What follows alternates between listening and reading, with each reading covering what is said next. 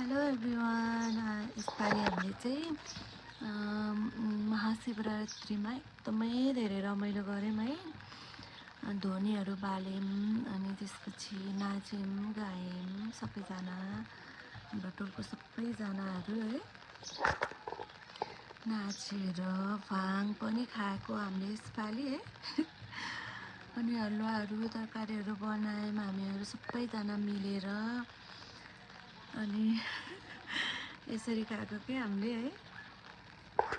यो चाहिँ म हो, मैले पनि खाएको हो यसपालि।